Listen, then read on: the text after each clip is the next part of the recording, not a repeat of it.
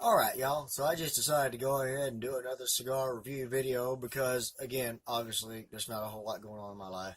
There's nothing video worthy to report with the tarantulas. My sling molted 2 days ago and is just starting to get active today. I haven't been able to catch anything on video, so when I do, I will definitely post that on here. So be looking out for that if you follow my spider videos too. But other than that, I was just bored and I got to digging through my humidor and trying to find out what I hadn't done a review on. And I found one cigar left, pardon me, arm itches, that I had in my humidor that I have not reviewed. Unfortunately, this is another one of those where it's the last one that I have. This is from Drew Estate. This is from the Liga Privada series. Yeah, I got the number 9, which I did a review on, the T52. And this is the Unico Serie. Not series, but Serie. And there's different blends for each size. This is the Dirty Rat, which is a 5x44 Corona, I believe it is. And there's a couple of others. One of them that's also pretty well known is the Feral Flying Pig, which is a little short, like 4.5 by 60 ring gauge fat hog leg. I don't care for those, so I haven't really tried one yet. But these guys, these are ultra limited release every year. There's less of these made than there are of the number 9 and the T52 because they are highly sought after. They have a huge cult following. They're about $12 a stick. You're better off finding them at a B&M than you are online. You can see the beautiful oily dark brown wrapper, small seams, no real veins to speak of. Again, that beautiful band work with that lion on there. Like the Drew Estate number 9, the Undercrown has one real similar to this that has a crown on top of it that's really nice, or underneath the lion that's really nice. Like I said, simplistic yet beautiful band work. This just got a little fantail cap on it, twisted fantail cap on it. Not quite a pigtail. And so what you want to do on that is just grab it and twist the same way that the twist is going. It'll tighten it up and snap it off.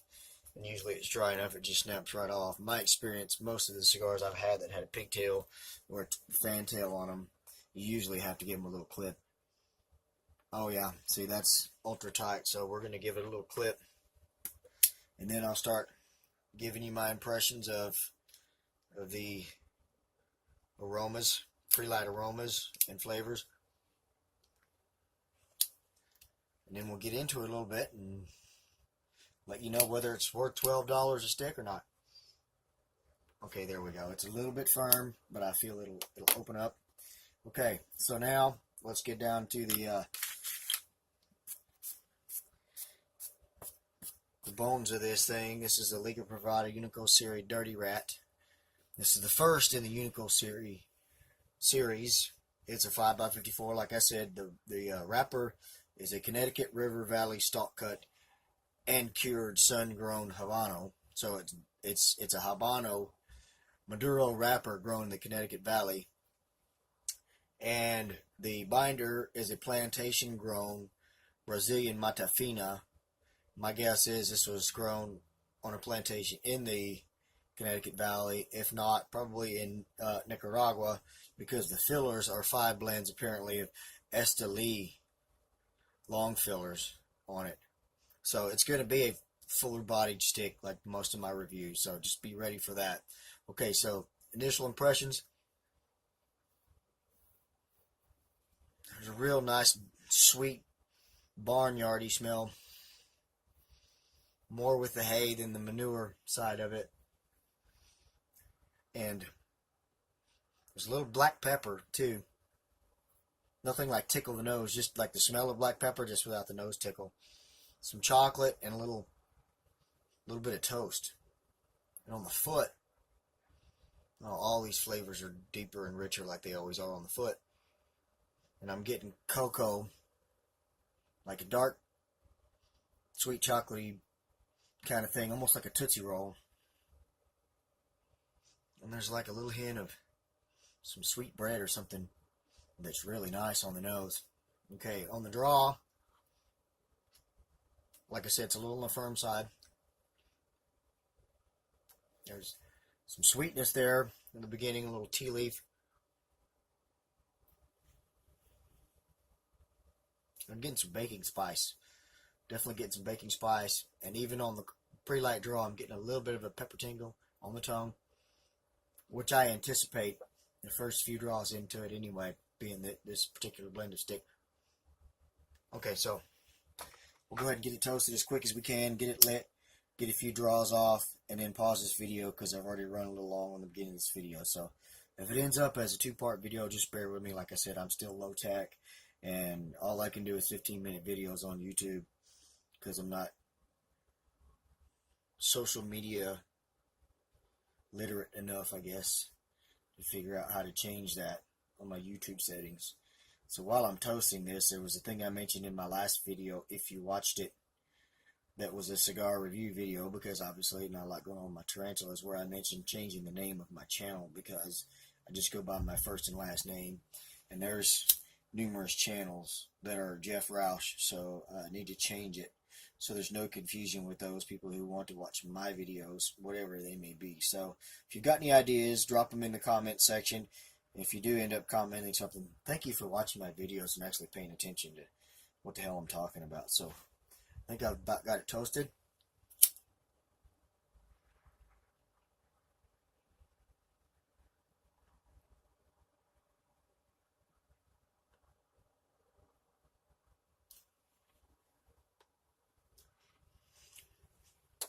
Wow, dark and rich right off the bat, like most of the cigars that I like. A lot of mouth presence on the smoke there in the first couple of draws, real thick and rich.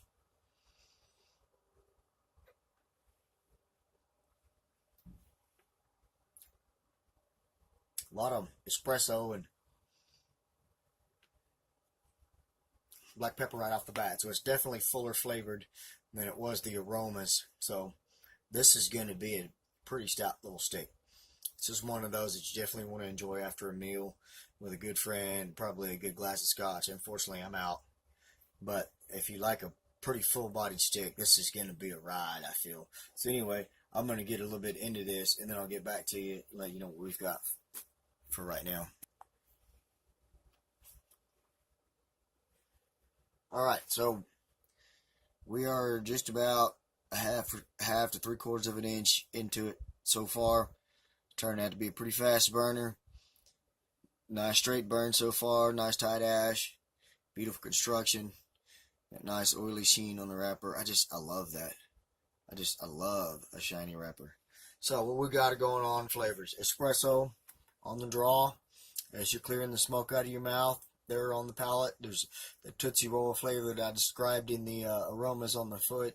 It's some more of a like dark cocoa-y flavor rather than, it's a drier sweetness, a chocolatey sweetness than, say, a creaminess of like a Hershey bar or whatever. It's not as sweet. And then there on the finish, I was getting something through the nose, not smoke-wise, retrohale, but just breathing out through my nose on the finish there, something reminiscent of raisin bread. So there's some really nice flavors going on in this thing. So far, it's mild to medium bodied in strength, medium to, a pretty strong medium right now, flavors-wise, and we'll probably ramp up. So I'm going to get, down to close to the band point and get back and let you know what I think at that point. All right, so here we are back, around about the halfway point. As you can see, performing beautifully still. Really nice smoke output you saw there. Nice big cloud of smoke. Just like the Privada number 9, like I said, with a lot of other Drew Estates, you can see this thing smokes pretty heavily off the foot. So be aware of that when you decide where you're going to smoke this thing. Nice solid ash, which I'm going to go ahead and get rid of. And on the flavors, not many changes. It was a lot of the same thing, but here in the last 10 minutes or so, the espresso that was on the draw was replaced by kind of a toasted pecan, and then it built into that espresso, and then kind of switched over to some of that pepper flavor and tingle, and then that dark cocoa Tootsie Roll type of flavor, and then the raisin bread sweetness on the very finish. So that's all I've got on the flavors on this thing so far, and the body is medium to full body so far. Flavors are full flavored. Strength is mild to medium, in my humble opinion. So it may be more or less for others. It's a really enjoyable stick. I'm going to get a little bit further into this thing and tell you a bit more about it. But as I was saying on the draw, it was a little bit firm, which was good. On a blend like this that's so tasty, you're going to want to keep puffing on it all the time. Well, you keep puffing on it all the time, you overheat the tobaccos, it bitters everything up, and just ruins the flavors of everything. Well, by not cutting it anymore, and those tars building up right there in the tip of this thing, I got it on my lips, and I got that same bitter on the palate, and it started washing. That bitterness washes out the flavors, so I had to clean all that out. Took another clip off of it, let this thing breathe a little more, and now it's doing all right. I'm going to get down to the end of this thing and give you my final thoughts. All right, guys, so here we are, getting down close to the nub. We're at the band point. Again, ash is still holding on real nice. Still burning nice and straight. Just a little bit of shift in the flavors, as in a lot of that Tootsie Roll and the pepper died out. The Tootsie Roll cocoa-iness died out. The raisin bread died out, excuse me. And so it took on a lot of that espresso flavor there in the last third. And then I started getting some anise, which is a spice that is used a lot in Asian food. They're little seed pods that look like little stars. They have flavors kind of a cross between, like, I'd say licorice and a nutmeg. But anyway, I was picking up a lot of that. So that's what I'm getting, is just kind of espresso and anise flavors. It's real nice. This thing's been smooth throughout. Not a whole lot of pepper, spice, tingle, or anything like that. It started out to mild to medium strength, and then kind of shifted over to a medium to, some would say, a medium to full by the end. The body wise started out medium and shifted over to full at the end, and flavors have pretty much just been, it's been full flavored throughout. It's a really enjoyable cigar. Like I said, very limited release every year, highly sought after, so they're hard to get your hands on. But if you can get your hands on these, you got to get some. They're a really enjoyable cigar. They're, like I said, they're quite pricey, so be ready for that. You can get them $12 to $15 a stick. To me, they're worth it. I would actually pay $12 to $15 a stick on one of these, as opposed to spending $20 for a Padron 64. But that's just my opinion. That's all I've got on this cigar. It's been a really enjoyable one. I hope you guys get your hands on some of these so that you can join them too. Just a reminder to the rest of you that are watching my tarantula videos, I keep saying it and I keep saying it. You know how slow these tarantulas are. Keep your eyes out. I'm going to have some tarantula videos, some actual action videos going on here pretty soon. But other than that, that's all I've got. I'm going to go inside because it's getting kind of cold out here. Thank you all for watching. God bless y'all. Good night.